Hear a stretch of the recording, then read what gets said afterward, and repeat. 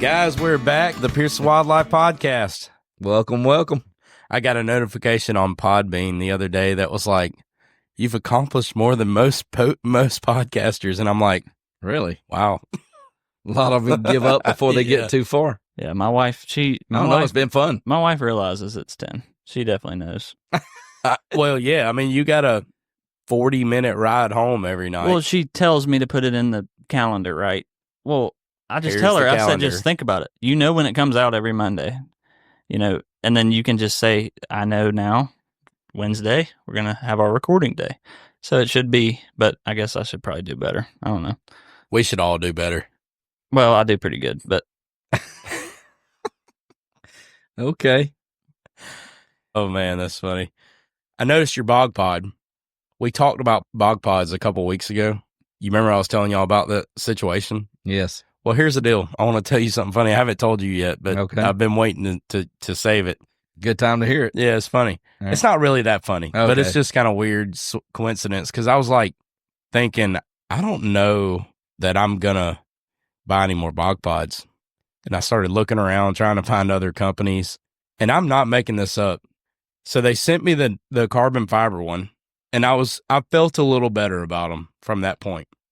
Well, the past month, I have won another Bog Pod, and my hunt box that I'm a member of, because I just love those monthly subscriptions that you get all sorts of cool stuff. Yeah, it's fun. I got another Bog Pod in one of those. So now I have 4 Bog Pods. So now you have one for you, one for Dwight, one for me, and then.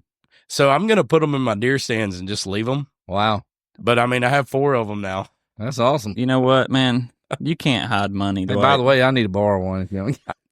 They're all being occupied. You can't hide money. Oh, come on. Goodness gracious. I wish I had it like that. It took everything I had, broke my bank to buy mine. And, it's used. I mean, but I know you would never use a used one, Curry. But that's crazy, man. I'm still using a used one. The one that broke. Apparently you're. And listen, he starts talking all this stuff on Bog Pod. If Bog Pod's ever listening to this, I would gladly be a sponsor, whatever. Pro staff. They have definitely been mentioned on here a lot. In a negative way, and I'm not doing that. But it's not me. I love my Bog Pods. They could easily change my opinion by just sponsoring our show. We could do a quick 5-minute shout out. I'll make so many TikToks for them if they sponsor me. I mean, mine's been good. Knock on some wood. So yeah, that's funny. Yeah, I don't use mine near as much as Curry does, though. I use mine a lot. I think it stays ready to go all the time. It stays on the back porch, ready to go. I use mine more for TikToks than I do for hunting. Well, sadly. I noticed when you walked in, you have your phone mount gripped into the actual grip part. Yeah, I mean, it works out good, but yeah, it's more of a TikTok mount or a filming for work. So, yeah. Your dad, I was watching what he's doing. Would that speed you race for a ride? that's so cool. That is so cool. Yes.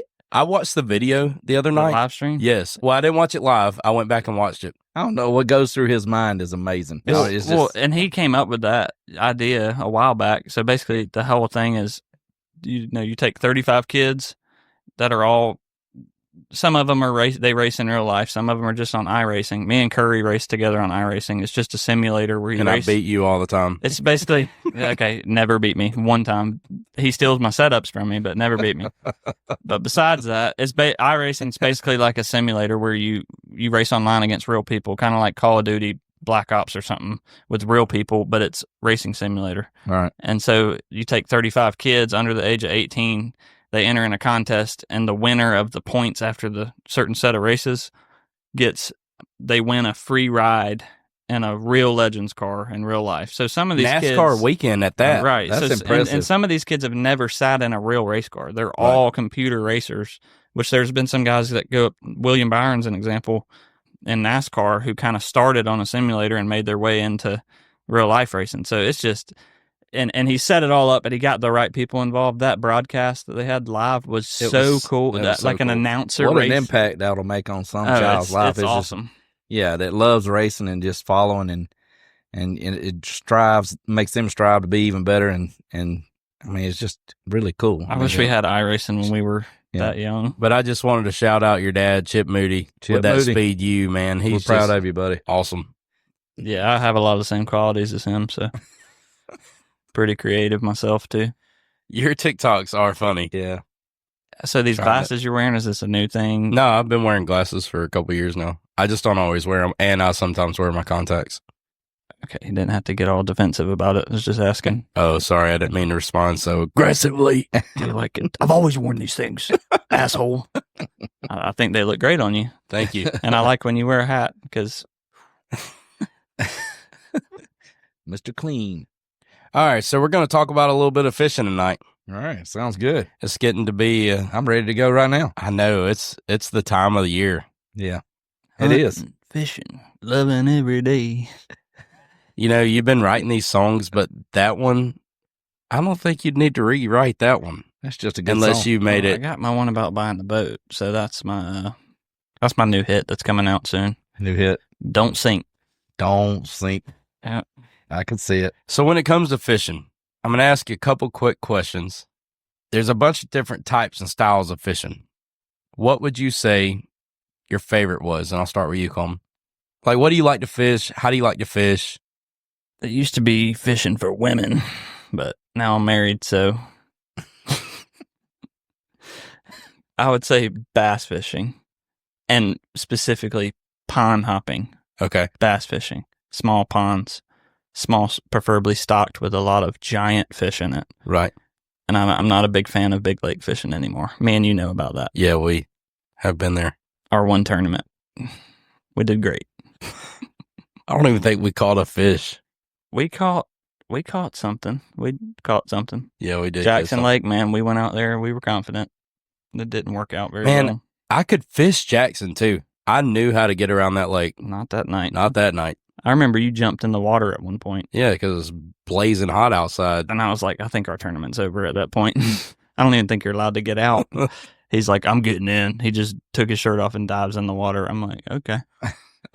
We did that a couple times, me and you, Dad. Oh, yeah. A couple tournaments when we was fishing that Potato Creek Bass Club. Yep, that was fun. But those were always right in the middle of the summer. Yeah. I mean, blazing hot. I hope the statute They of had a lot of- limitations is over because I don't think you're allowed to get out of your boat.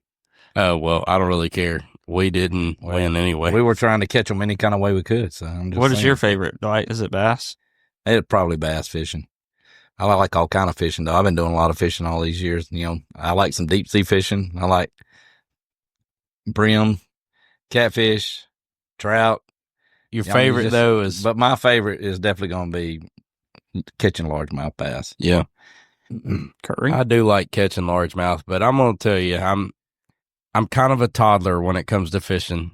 Like some toddlers, like all they want is chicken nuggets and mac and cheese or fries. I just want a brimfish. I want a bobber. They're fun. I want a little hook and red wigglers. Yeah, that's more your speed. I love it. honestly. They're fun. I love brim fishing. You catch you an old ultralight rod, and now sometimes I'll tie on a little bit bigger hook and throw them old night crawlers in there, Mm-hmm. and you'll catch bass on that Oh, too. yeah. And I'm gonna tell you right No now, doubt. to me, that's just fun. You sitting in the shade most of the time, Yep. sitting up under some Bank fishing. limbs, bank fishing. That's my favorite. I, would I say. always knew you were a little worm guy. Yeah. That's Well, then- right. So, speaking of worms, what is your favorite lure? What would you go to bass fishing? Dwight, you go first. I got to think. It's been a while. Well, now my favorite would probably, Konami. I don't even think they make Konami no more. It's scary Yamamoto Yeah, now. so, yeah, the Yamamoto deal. But I mean, you know, back in the day, we used to use Zoom worms, and it was pumpkin or either green pumpkin, or those were the hot commodities back in the day. That's what you've caught a lot of your big I have fish caught on. a lot of them. Yes, on that. My big fish, I've caught a lot of them on that. Texas rig. Texas rig, done some Carolina rig. I've done good on some lures, some poppers, whatever you want to call them, spinnerbait, just all kind of different lures and stuff over the years. Just trying whatever, throwing it in. I throw the tackle box in. Yeah. But I had some the go-tos back in the day that I tried and stuff. Yeah. You know, the worst thing is I had a pink worm in there trying to catch something that way. Yeah. Never had any bites on that pink worm, but I kept it in I've the caught tackle some box. on the river with the pink worm, the Zoom trick worm. Yep. They'll catch them. I'd probably say for me, I like topwater fishing. So Pop-Rs. Do y'all say Pop-R? I say Pop-R. I I don't know say why. poppers. You know, I've heard them both ways. That's why I said it both ways. It's like I Pop-R. like those. I like, frogs if you get a good one. I like fishing with frogs, but, it's a certain time of day really for those. And then the other weird one that I like is a weightless fluke, just on a 3/0 Yep. hook, weightless fluke, because Those it are kind of good. floats the top, just bounce it there. I'm not a huge fan of Texas rig, but I like pond hopping. I mean, and most of the ponds I fish got dirty bottom and they're grass everywhere. So, Yeah. but I love topwater fishing. There's nothing better than I like topwater watching fishing. a bass hit a I popper. like fishing low and slow. Yeah. Low and slow catch the big ones most of the time. Yep. I would say if we're gonna say bass fishing, I would probably say popper is my favorite. Popper is my favorite. Whatever you want to call it. Again, like I said, I call it a popper, but yeah, that's probably my favorite. But when it comes, that Gary Yamamoto does work. I mean, it works good, real good. And then when it comes to brim, obviously worms. Yep. Them worms, man, they'll catch them. You can just about catch them with a hook. Yeah. Worm. Yeah, I know. They're fun. Curious. I like a good hot dog sometimes too. A little cut of a hot dog wiener, put it on there, throw it out there, maybe some liver. But I really like a good hot dog wiener. Cut that thing up, put it on there, catch you a couple cats. Man.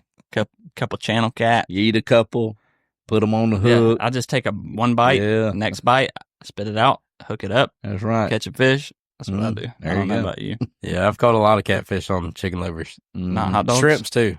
Hot dogs. Well, I don't use hot dogs. If I'm catfishing, it's liver or shrimps. Mm-hmm. I just make my own stink bait. Yeah, just pull it out of the toilet. Oh, no. That's kind of gross. No. You gonna tell us how to make it, or is that a secret? No, it's a secret. You don't tell people your favorite lure and whatever works. I mean, I'm not gonna tell you. You live near the river. Hey, maybe some of that coyote bait. I don't know. Yeah, that probably would work. It's really stinky good. though. I'm telling you, it's stinky. I'm telling you honestly, that's a really good idea. We should try it. We should try it. I bet you that catch some big. Wrap it up in some pantyhose and stick it on a hook. That is probably even catch some Appaloosas. Ooh-wee. Or a walligator. Yeah, pantyhose part sounds illegal, but hey, that's why we used to do it back a long time keeps ago. it together. Your liver would break apart real bad. You take your chicken liver and you put it inside a pantyhose, tie it up, put it on your hook. It lasts longer. What'd your wife say when you took She her still wore them to pantyhose? church. She just wondered why the hose was in her. Well, I'll have to ask her. Must about that have one. some moss in the closet, baby. I'm not real sure. That's disgusting. So funny. Well, I always used the toe part. It was the best, I'm gonna throw up. Sticking stink bait into your wife's pantyhose and then returning them. Yeah, those are dirty, babe. They need to be washed. So, trout fishing is fixing to really start taking off these next couple months. That's a lot of fun. That is a lot of fun too. It really is. You make a trip out of that. It's not just go and fish and Right. come back. Yeah, it's You a trout day, fish, you at go and least. spend a day or a couple of days, Yeah. and it's a good time. One thing that I learned, obviously, in the past couple of years of trout fishing is, they stock a lot of them ponds up in North Georgia with trout. Mm-hmm. I did a little research on that.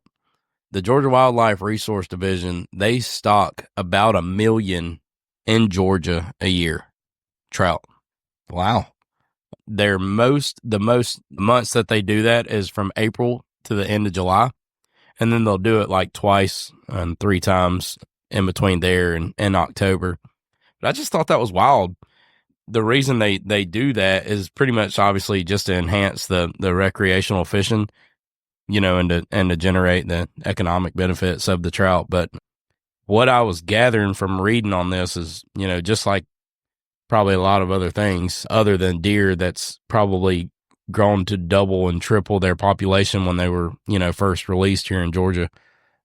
Well, I say released, but, a lot more were brought From different states and stuff. Yeah. Would that be late 1900s when they brought them, you would think? I'd have to look that up. I was a kid remembering seeing them dropping some off on the road right out here in front of us. Actually, I seen them drop some turkeys and some deer at the same time. So That was the neatest thing. I drove up. Yes, I remember walking up and going, or driving up behind them. I was riding with my parents, and I looked out the window, and I'm like, what are they doing? and they were holding us up because they didn't want us to hit the animals.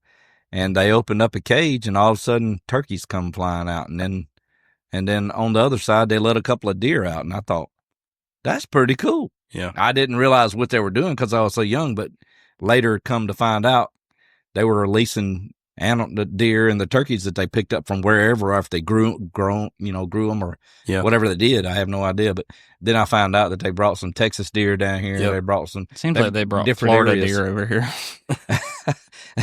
Well, their nutrition is different, so that's the whole thing. If we could maybe grow something a little better, that's why we do our food plots and stuff like that. We try and give them proteins. And right now is a good time to do protein, by the way. Yeah. Oh, yeah.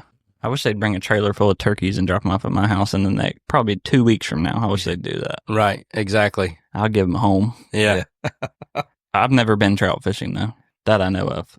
Like, specifically going. It's fun. Are you going in a pond or are you going in a river? So there's different You can streams. do either or. Yeah, there's different streams that's in North Georgia. We like to go to Helen, like right there in, what would you call that part of Helen? I mean, it's downtown. Like there's a bunch of people are actually tubing in it when you're fishing. You'll be driving down the road trying to figure out, where you want to get in or where you want to tube or where you want to fish or whatever, and you'll see these hatcheries trucks back up to the bridge and dropping off hundreds at a time, and every fish that they drop are all of catchable size. Every fish. So I just don't can you explain that further, because I don't understand. Is there naturally trout in those rivers and they're just adding them? What's the point in adding them? Just like I was saying, so they do that to enhance recreational fishing. Okay. But also obviously to generate the economic benefits and to regenerate draws more people into the town. Tourism. Like yep. Tourism. Exactly. Because ultimately if people are there fishing, they're there eating, hanging out, staying, buying things. But yeah, the main reason they stock them is just to populate the recreational fishing. The reason I ask is I know a spot on the Flint River. No, it's not on the Flint River. It's in Thomaston, but it's not the Flint. There's a section of it that has shoals, so it's impassable by boat. So technically there's a short section of it that's private, and the landowners on each side of it have gone together every year and stocked it from the shoals, from the impassable part to the next impassable part. So it's kind of a private section because you can't navigate it by boat. And they stock it with trout and fish it right there. Oh, wow. That's cool. I just heard him talking about it. I mean, it's very possible. I mean, I would imagine this is just my brain thinking. I mean, it's probably not factual, but I would imagine that them trout probably stay in that area. Apparently, once the water gets too hot, they die or something. Oh, I could see that 100%. But also, there's a lot of big fish in these lakes and creeks, and and I'm talking about big bass. I fished for bass and on those same shoals with one of my customers, and it was the coolest thing ever. You're throwing them into little potholes, like on a shoal. There's a little hole that holds a little bit of water. You toss it in there. It's like 5 foot wide. Yeah. And you're catching bass out of it. Like I would never in my life think to cast in that spot. Right. But apparently that's what they said. Like they only have a short window to catch the trout that are released. Otherwise the water gets too warm as the season goes on and they end up dying. But yeah, I mean, it was just kind of cool because like knowing that Georgia Wildlife releases, and it didn't say a certain number, but it said nearly and close to 1 million trout per year. That's impressive. That is crazy. Mm-hmm. Where do they get them from? They have hatcheries all around. But what I was getting at was if you go during these times, you can go on the Georgia Wildlife the page, and there's a schedule of when they do the releasing and what days, because it's once a week, like I said, from April to July 31st, once a week, and they have different days and times different days that they release at, that they drop the fish in. Mm-hmm. And so if you make a time for like, okay, this day I want to go to this creek or this river or whatever, you can actually hit the same day that they release. And what I was getting at by saying that is me and two of my buddies, Brian and Wade, went up there one day for that. This was quite a few years ago, but we hit it on one of those days. And I don't know if you remember how many fish we brought home. Yeah, y'all brought a pretty good. I mean, it was every single one of us came home with a limit. I mean, just a ton of trout. It was so much fun. And, a lot of people fly fish them. Is that not what you were doing? No, we just used a spinner reel, ultralight rod, a baby hook, and just a little tear-off piece of worm. Really? Yep, that's it. And we just wore them out. So that might open the doors for a lot of people who are not, because fly fishing, I picture in waders, Right. cold water, and you're in waders, you have a hat on, the bucket hat. Yeah. You have like sunscreen and stuff on, or you're just decked out and stuff. You have lures hanging from your vest. You've been watching too many movies. You look super, super lame when you're Right. doing it. But and you're swinging back and forth. Right. And No, we went with Crocs, shorts, and a long sleeve t-shirt because it is kind of chilly when you go, especially in the first of the year. It's kind of cold to be standing in that water, but your legs eventually go numb and you could you're wear fine. your duck hunting waders. I mean, yeah, you could, but like I said, your legs will go numb and you won't even notice it. It'll be fine. It sounds exactly like you to do that. But it's so fun, seriously. I mean, is. it's something that people should look into. But when we get through with this episode, or when it releases, I'm going to post the link to that page so people can go on there and find out where they do that. Are you at. working it or just letting it flow? The worm that you're fishing with? Oh no, you throw it up the river and let it float down. When I was like somewhere between 7 and 10 years old, my aunt and uncle come and picked me up and took me and my brother camping up in the mountains. And they used to go every year, and they've told us about it. Well, we actually, we were like, man, we would love to do this. Well, they come and surprised us one week and picked us up and took us to the mountains to go fishing. So we go up there, and they said, look, now you got to be careful about this because, when we go up here, you're going to be able to fish, going to have a good time. And we actually camped in the back of a van. Well, they stayed in the back of a van. We stayed in a tent. They put us out there in a tent, and we stayed. It was actually an awesome time. And I still remember this to this day. It's part of what made me want to camp and stuff. So anyhow, we're back here, and they're telling us when you go up here, you get on these waters and stuff, the game warden's always watching. So you got to be, got to follow the rules on catching the fish, but they're going to stock it every day. Or no, it was not every day. It was on a Tuesday, and they would stock it again on a Thursday. So we were there for the whole week of that next week. Well, we stayed up there, and we actually could go out and go catch fish. So, but you only was allowed 5 or 7. I can't remember back then that you could catch. It was a limit. But we would actually literally climb up the side of the mountain and get up there where they couldn't see us when they drove by. So they would drive by and they dump these fish out. And as soon as they drove off, we'd come running down that hill and we'd go right there where they just dumped them fish. And we had our little can of corn and our little buckets, and we had milk jugs and stuff like that for keeping the fish in and stuff. So we'd throw that corn in. We was just catching fish, and we'd catch our limit, and we'd run all the way back to where we were camping, drop them fish off and everything, and to go back down there and try and catch some more fish. That's so funny. It was so fun, but we could get in that. And I remember that experience as a kid. That was so fun, dude. Yeah. I mean, it gives me chills just thinking about how much a good time that was. Yeah. And then, but after that day, the next day fishing was terrible.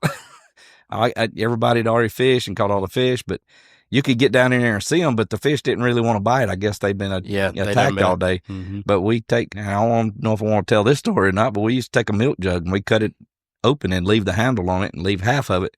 And we'd fish them fish up in the corner, and we'd scoop them up with that milk jug, pull them out. So we didn't actually catch them with a hook, but that was, yeah. I mean, you couldn't tell me anything at 7 to 10 years old, man. I was living high on the hog and having an awesome time. So anyhow, I just wanted to add that. That's kind of cool. It is. So we've camped in the mountains quite a few times and went up there specifically to camp and trout fish. I remember one time specifically, and we've been a bunch, but one time specifically, we was all camping kind of, close to the creek, and we had fished this creek and hung out, whatever, but it wasn't real big. But then you and your buddy Steve, that's right, y'all went off and found this area, and you said you found these worms. Yeah, dude. Tell us about that. Well, what we did is actually, it was a guy's trip. We all went up there and we took our little tents and just to have a good time and stuff, and camping back of trucks, campers, stuff like that. So we ended up getting out there and trying to catch some fish. Well, we could see the fish. We just couldn't get them to bite on nothing. We had these little jigs. We have corn. We have everything that we could even think about trying to catch these trout. And you could throw it out there and you could pull it and you could see the fish follow it and then turn around and go. Did you try hot dogs? No, didn't try a hot dog.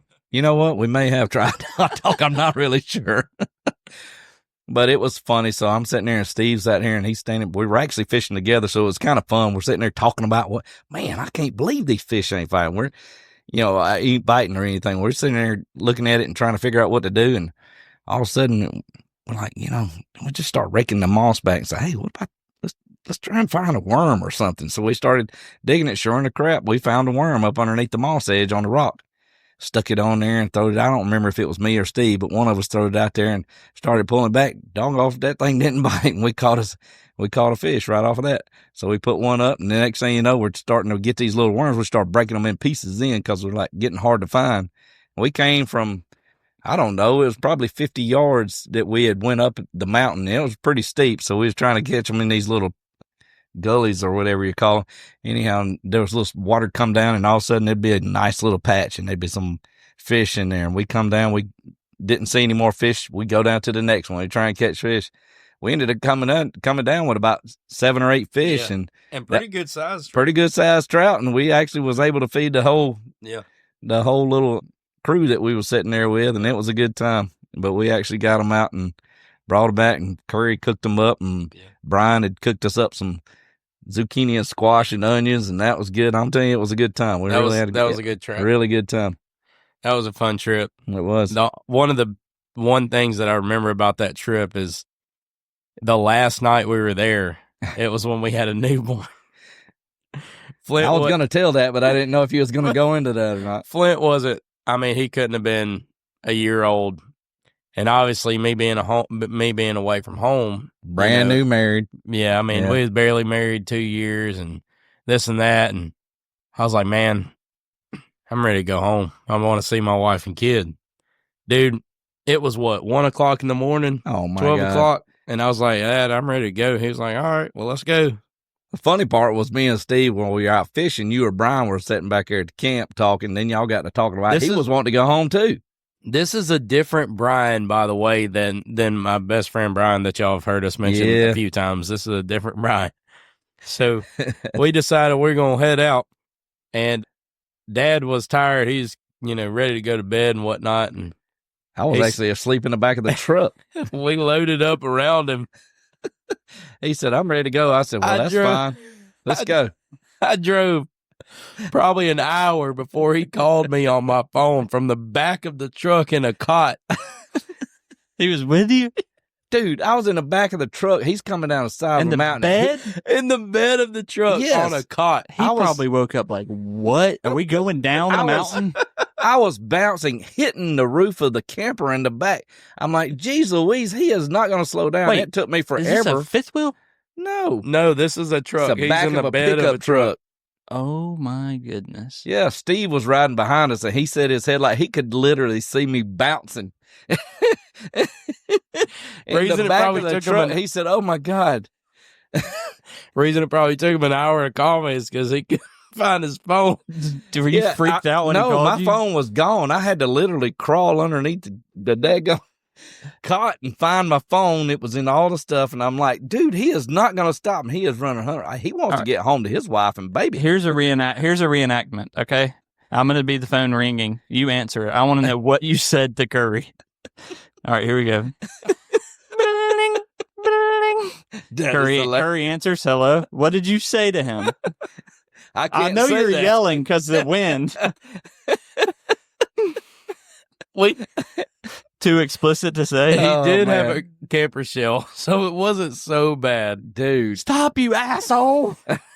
Stop. What in the hell are you doing? My God. Can you slow down just a little bit? Jeez Louise, let me get out.